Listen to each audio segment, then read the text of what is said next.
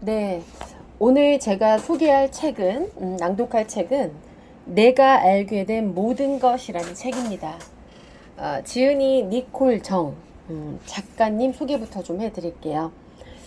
니콜 정, 본명은 정수정이시고요. 뉴욕타임스, GQ, 가디언 등 뉴스의 신문과 잡지에 글을 기고해 왔고, 내가 알게 된 모든 것으로 평단의 찬사를 받으며 본격적으로 작가로서 이름을 알렸다. 캐터펄트 출판사에서 웹 편집장을 지내면서 두 권의 선집을 공동 편집해 출판사가 첫 내셔널 매거진 어워드를 받는데 기여했다. 베스트셀러에 오르며 미국 전역을 사로잡은 내가 알게 된 모든 것은 전미 도서 비평가 협회 상과, ABA 인디즈 초이스 최종 후보, 펜 오픈북 어워드, PEN 오픈북 어워드 준결선에 진출했습니다. 또 우리 작가님은 그 예술가 활동가를 선정하는 비치 50에 이름도 올렸고요. 2023년 자신의 경험을 바탕으로 미국의 의료 접근성 문제를 다룬 두 번째 저서 살아있는 치료제로 또다시 한번 주목을 받고 있다고 합니다. 네, 작가님 소개를 해드렸고요. 이 책은 한국계 이민자의 딸로 태어나서 이 백인 가정에 입양된 우리 저자 작가님께서 친가족을 찾아 나서며 일어난 일을 좀 엮은 책이고요. 양부모가 살던 마을은 아시아인이라고는 또 손에 꼽을 정도로 적은 백인 마을이었다고 합니다. 자, 그러면 우리 작가님께서 한 글자 한 글자 꼭꼭 눌러서 이제 글을 써 주셨는데 낭독을 해보도록 할게요. 그분들에 대해 어머니가 해준 이야기는 한결같았다. 내 친부모님은 한국에서 막 건너온 분들이셨어. 그분들은 내가 마땅히 누려야 할 삶을 내게 주지 못할 거라고 생각하셨어. 이것은 내가 기억하는 첫 번째 이야기이고, 이후 나이를 먹고 용감해진 내가 진실을 직접 찾아 나섰을 때 수많은 다른 이야기가 될 이야기였다. 어렸을 때 30살 때쯤이었다고 한다. 내가 어머니 무릎 위로 기어 올라가 그들에 관해 물으면 어머니는 그렇게 말해 주었다.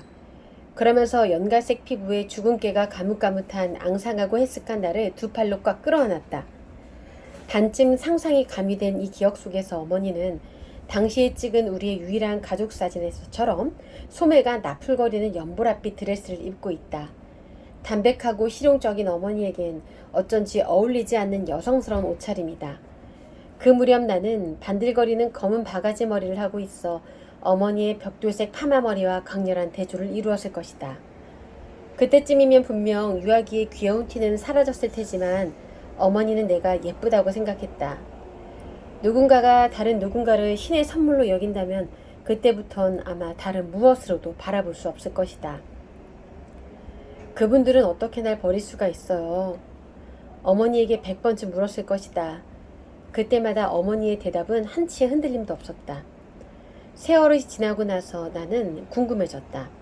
나를 달래는 법을 누가 알려줬는지, 나에게 해주어야 할 말이나 내가 듣고 싶어 할 말을 어떻게 알게 됐는지, 책에서 읽었거나 입양기관에서 들었는지, 아니면 내 부모가 되고 나서 그냥 저절로 알게 됐는지. 의사들이 내가 몸이 약해 평생 고생할 거라고 했대.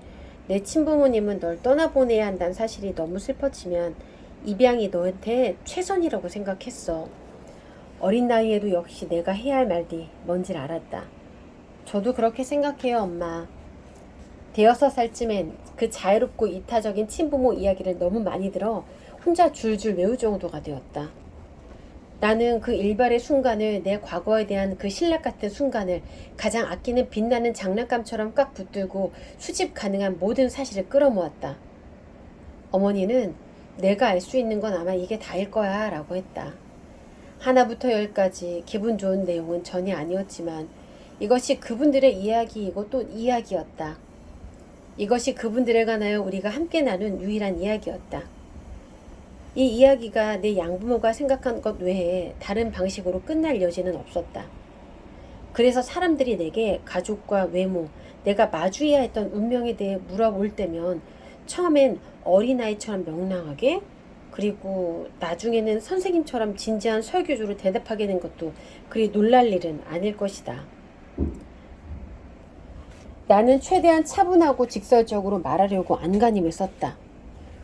절대 목소리에 꺼림직한 무언가가 스며들지 않게 하려고 세부 사실을 바꾸지 않으려고 사력을 다했다. 내가 일찌감치 들어 아는 이야기를 해주는 게 그들에게 내 존재가 받아들여지는 한 가지 방법이라고 생각해서였다. 그것은 내 생김새에 대한 변명이자 양해를 구하는 방법이었다. 이제와 생각해보면 이 이야기엔 당연히 빈틈이 많았다. 부모님도 그저 짐작만 할 수밖에 없었을 부분들과 말을 하다 말고 머뭇대는 순간들이 있었다. 그러면 나는 더 어려운 후속 질문을 던질 수도 있었을 것이다. 그분들은 왜 도움을 구하지 않았을까요? 혹시 나중에 마음이 바뀌었으면 어떡하죠? 엄마가 아이를 가질 수 있었어도 날 입양했을 건가요?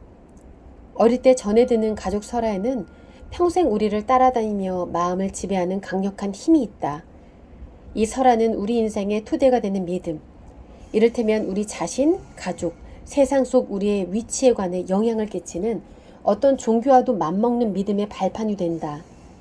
나는 작은 역심이 싹틀 때면 길을 잃은 느낌처럼 혼자가 된 기분에 시달리거나 내가 알 수 없는 모든 것에 대해 혼란스러운 마음이 들 때면 내 친부모의 희생 같은 숭고한 무언가에는 나의 신뢰, 나의 신의가 필요하다고 스스로에게 말해주었다. 그분들은 입양이 너한테 최선이라고 생각했어.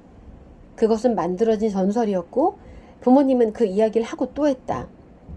내 친가족은 처음부터 나를 사랑했고 부모님은 결국 나를 입양하고 싶어 했으며 그렇게 사필귀정으로 이야기가 흘러갔다고 내가 믿기를 바란 것이다. 이 이야기는 부모님이 우리 가족을 만든 토대였고 나 역시 자라면서 내 정체성을 여기에 대해 기대에 이해했다. 더 깊은 질문을 던지기엔 아직 어린 내게 이 이야기는 구명줄처럼 던져져 내내 나를 안심시켜 주었다. 세월이 흘러 내가 어른이 되고 내 아이를 임신했을 때 나는 여전히 그 이야기를 믿고 싶은 마음으로 친가족을 찾아 나섰다. 2003년 어느 여름 오후 양지 바른 아파트에서 이제 막 인사를 나눈 두 사람이 내 앞에 앉아 자기들이 입양을 하는 것에 대해 어떻게 생각하는지 물었다. 수년간의 노력에도 아이를 가질 수 없었던 그들은 다른 나라에서 아이를 입양하고 싶어 했다. 관심 두고 있는 몇몇 프로그램 이름도 들먹였는데 그중 어느 프로그램에도 백인 아이는 없었다. 그들은 혹시 내 양부모가 나의 진짜 부모가 아니라고 느낀 적이 있느냐고 물었다. 아니요, 단 한 번도 그런 적 없어요. 나는 단호하게 대답했다. 내가 친가족과 연락하는지도 물었다. 아니요, 한 번도 연락해본 적 없어요. 역시 고개를 저었다. 그들은 내가 자라면서 뭐든 문제가 있었던 적이 있느냐고 물었다. 나는 거의 공황 상태가 되었다. 갑자기 뭔가를 들킨 것 같은 수치심이 밀려왔다.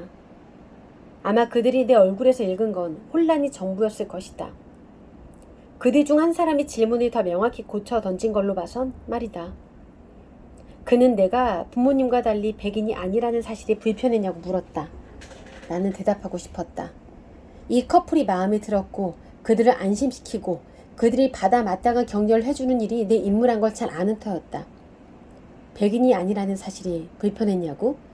그건 결국 내가 한국인이어서 불편했느냐고 묻는 것이었고 내 대답은 그렇다와 아니다 둘 다 아니었다. 나는 불편하기도 했고 그렇지 않기도 했지만 두 대답 모두 내가 느낀 감정에 비하면 너무 부족했다. 진실은 내가 한국인 입양인이란 사실을 살아간 만큼 미워두었다는 것이다. 어렸을 때 나는 친구와 가족 대부분이 아는 유일한 한국인이었고 나 역시 다른 한국인은 본 적이 없었다. 때로는 입양되었다는 사실에 아주 어렸을 땐 버림받았다고 생각할 수밖에 없었기에 때로는 내가 다르다는 사실에 더 화가 났다. 하지만 대부분은 인종과 입양 두 요소 모두에 화가 났다. 이 두 가지는 서로 연결되어 있었으며 나를 주변의 다른 사람들과 분리시키는 내 정체성의 일부였다. 나는 이런 사실을 바꿀 수도 부정할 수도 없었기에 스스로 그것을 받아들이려 노력했다. 번번이 불가능하다는 걸 알게 되면서도 이 분노 혹은 혼란을 꾹꾹 누르고 또 눌렀다. 사람들은 저마다 자기 이외의 다른 가족 구성원을 정의하는 방식이 있고, 부모는 아이들이 전혀 믿지 않는 사실에 대해 마치 확실한 사실인 양 말하곤 한다. 그래서 우리는 가족을 진정으로 서로 사랑함에도 불구하고 그토록 많은 사람이 문득문득 외롭고 마치 투명인간이 된 것처럼 느끼는 것이다. 어린 시절, 나는 내가 누구여야 하는지 종잡을 수가 없었다. 하지만 친척들의 모순적인 두 해석, 너는 우리의 아시아 공주야, 혹은 물론 우린 널 아시아인으로 생각하지 않아 에는 모두 반발심이 들었다. 양부모 가족들은 대체로 내가 지구 반대편에서 온 정체불명의 외국인이었던 사람들이 낳은 아이였던 사실을 무시하고 싶어 했다. 부모님 두 분에게 나는 절대 이민자의 딸이 아니었다. 부모님은 나를 입양함으로써 나를 자기들 집단에 속하는 사람으로 만들었다. 만약 내 가족과 부모님을 넘어 모든 사람이 이런 환상에 빠졌더라면 나도 내가 다르다고 느끼지 않았을 것이다. 아마 나 역시 스스로를 거의 백인이라고 생각했을 것이다. 인종을 대수롭지 않게 생각하는 내 가족의 이상적 태도와 다름을 명백히 알아차리는 타인들이 내보이는 묘한 낌새 사이에 끼어있던 내가 가족들과 같은 방식으로 생각하는 편이 더 안전하게 느껴지는 건 당연했다. 나는 그렇게 생각하기로 했고 그걸 내 정체성으로 삼으려 노력했다. 그러다 집을 떠난 뒤 언젠가부터 내 혈통이 이상하게 자랑스럽게 느껴지기 시작했다. 중고등학생 땐 자기들이 아는 몇 아시안 안 되는 아시아님에도 나를 좋아하고 받아들여준 아이들과 친구가 되었다. 그런데 대학에 갔더니 나와 같은 아시아인이 수두룩한 것이다. 곧 평생 살아온 고향 마을보다 캠퍼스가 더 집처럼 느껴졌다. 그곳에서 나는 마침내 한 공간에 당당히 존재하는 기분을, 교실에 걸어 들어가도 빤히 쳐다보는 사람이 한 명도 없는 게 어떤 기분인지를 알게 되었다. 내가 수천 명의 아시아인 중 하나일 뿐이라는 사실이 너무 좋았다. 더는 나를 어떻게 여겨야 할지 모르는 백인들에게 둘러싸여 지내지 않아도 되는 삶을 찾은 것에 나는 날마다 안도했다. 그럼에도 여전히 나는 자기 문화에서 완전히 떨어져 나간 한국인이라는 게 뭘 의미하는지, 내가 스스로를 한국인이라 부를 수 있는지 알지 못했다. 네, 오늘 저는 내가 알게 된 모든 것의 앞부분만 살짝 낭독을 해드렸는데요. 이 책은 저자가 수정이라는 이름을 찾기까지의 여정, 그런 상황들을 좀 생생하게 묘사를 해 놓았고요. 묘사라기보다는 본인이 직접 경험을 했고 또 느낀 감정들을 솔직하게 이제 책에 담아 두었습니다. 여러 가지 상황 안에서 입양인이라는 상황에서 뭐 배반, 아픔, 뭐 분노, 기쁨 등 굉장히 다양한 감정들이 있었을 겁니다. 이 작가님이 정말 열심히 써내려간 이 회고록, 많은 사람들에게 좀 용기도 줄 수 있고, 회복과 뭔가 이제 성장의 씨앗을 심어줄 수 있을 것 같은 그런 책이라고 생각이 듭니다.